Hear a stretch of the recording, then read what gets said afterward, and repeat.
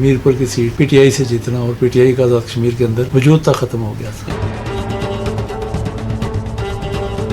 تجاوزات چاہے بلدیہ تھی یا چاہے ایم ڈی اے تھا، اس وقت جو بھی لوگ اپنے اپنی سیٹوں پہ سرو کرتے ہیں زیادہ ذمہ داری کا ثبوت دیتے ہیں۔ کچھ ادارے کی بھی غفلت ہے اور کچھ لوگ خود بھی تھوڑا سا لالچ کر جاتے ہیں۔ حکومتی سطح پہ کمیشن وغیرہ بنا ہوا ہے، ان کے انکوائری وغیرہ ہو رہی ہے، وہ لوگ بھی جو تھے، لیکن اس کا کوئی ابھی خاطر خواہ نتیجہ اس طرح کا سامنے نہیں آیا۔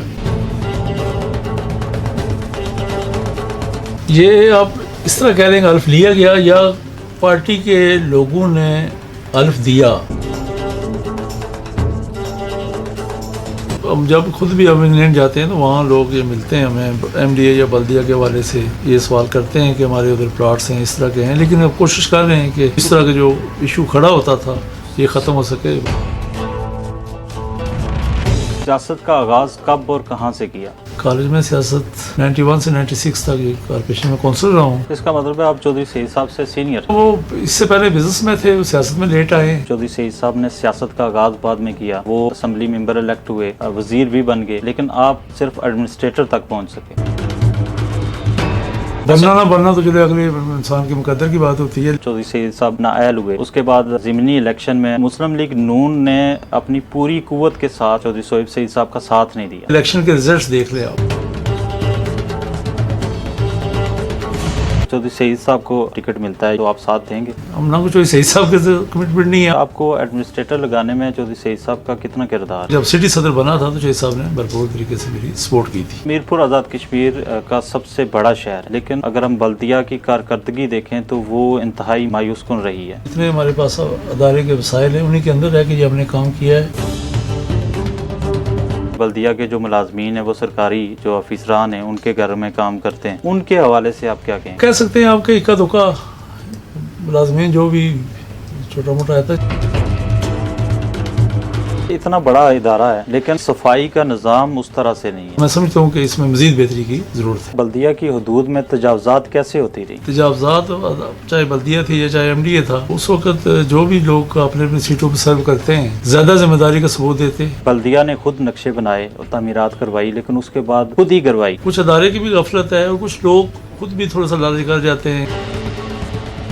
نقشے پاس ہونے کے بعد بھی تجاوز کر گئے نا۔ جو نقشہ پاس تھا وہ بھی تجاوزات میں آ رہا تھا۔ جن لوگوں نے نقشہ جات پاس کیے، کیا بلدیہ نے ان ملازمین کے خلاف کوئی کارروائی کی؟ حکومتی سطح پہ کمیشن وغیرہ بنا ہوا ہے، ان کے انکوائری وغیرہ ہو رہی ہے، وہ لوگ بھی جو تھے، لیکن اس کا کوئی ابھی خاطر خواہ نتیجہ اس طرح کا سامنے نہیں آیا۔ فاروق حیدر صاحب نے الیکشن سے پہلے جو نعرہ لگایا تھا اس میں بلدیاتی انتخابات بھی تھے۔ مسلم لیگ نون کی حکومت اپنا ٹینیور پورا کر رہی ہے، تقریباً 5 مہینے بچے ہیں، اس وعدے کو وفا نہیں کر سکی۔ کچھ ایسے حالات بنے کہ نہیں کروا سکے۔ اس کی وجہ کیا؟ وجہ اب کیا، میں نہ ہی پوچھے تو بہتر ہے۔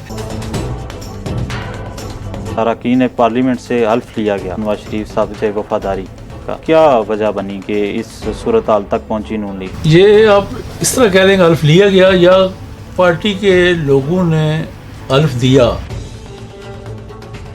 حلف دینے کے بجائے لینا پڑتا ہے۔ نون لیگ کے ساتھ وابستہ جو لوگ تھے کوئی ٹوٹا نہیں ہے، کوئی کسی نے چھوڑا نہیں ہے۔ اب پی ٹی آئی کی صورتحال دیکھ لیں، ان کے پاس ابھی پورے کشمیر میں کینڈیڈیٹس نہیں ہیں، کسی جگہ ٹھیک نہیں ہے۔ مہنگائی کو لے لیں، مہنگائی تو ہر دور حکومت میں، نہیں ہر دور میں، یہ ہر دور میں ہر دور میں۔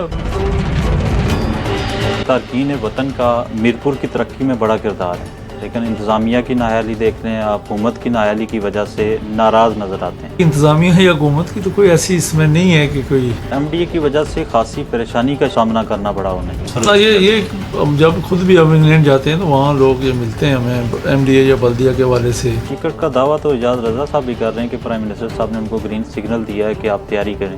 ہماری کمٹمنٹ پارٹی کے ساتھ ہے۔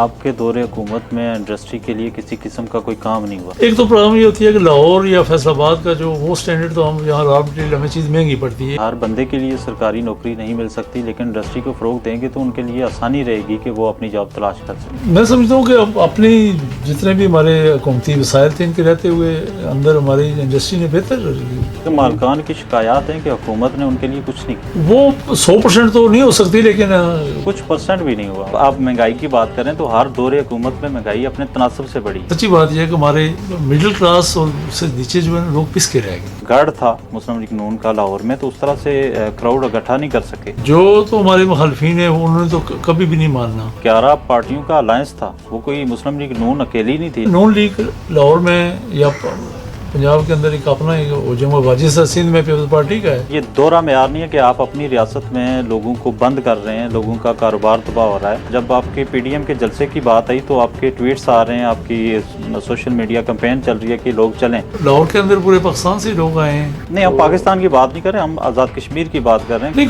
कोशिश तो की है कि जो जलसे में भी गए हैं, शिरकत भी की है, लेकिन जो मुमकिन एहतियात थी इसमें SOPs का भी ख्याल रखा जाए। लेकिन आम लोगों के लिए कानून बना रहे हैं कि वो घरों से बाहर ना निकलें, अपनी रश वाली जगह पे ना जाएं, उस वहाँ से कोरोना आ सकता है। आम आदमी ने तो जाना नहीं था, वहाँ सिर्फ पार्टी कारकुन नहीं जाना था। पार्टी कारकुन में कोरोना नहीं फैलता।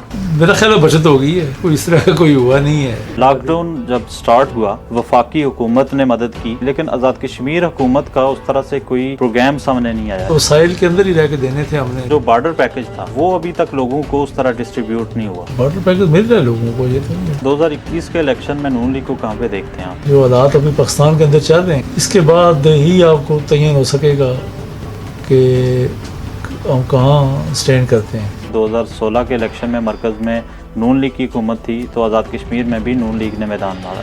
आप नहीं समझते हैं कि 2021 में अगर तहरीक इंसाफ की हुकूमत आती है तो ये इलेक्शन तहरीक इंसाफ की फेवर में जाएगा? नहीं, फ़र्क तो पड़ता है। अगर पाकिस्तान के अंदर तहरीक इंसाफ की हुकूमत होती है तो लामाला होता है। आपने गिलगित बल्तिस्तान की बात की कि इलेक्शन जो हुए वो सबके सामने है, तो इसी तरह लोगों का मानना यह है कि जो 2016 का इलेक्शन हुआ आज़ाद कश्मीर में वो भी रिफ था। 16 का तो देखें, उसके पीछे कारकर्दगी जो 5 साल की थी, जो भी गवर्नमेंट थी उसके 2011 में पीपल्स पार्टी की जो हुकूमत आई वो फिर कारकर्दगी की बिना पे आई। ज़ाहिर है कारकर्दगी नहीं। अगर 2021 में तहरीक इंसाफ की हुकूमत आई तो आप ये समझते हैं कि मुस्लिम लीग नून ने डिलीवर नहीं किया, इस वजह से तहरीक इंसाफ की हुकूमत आई। 2021 में PTI की हुकूमत आती है तो अभी आज का सिनेरियो PTI का देख लें आप।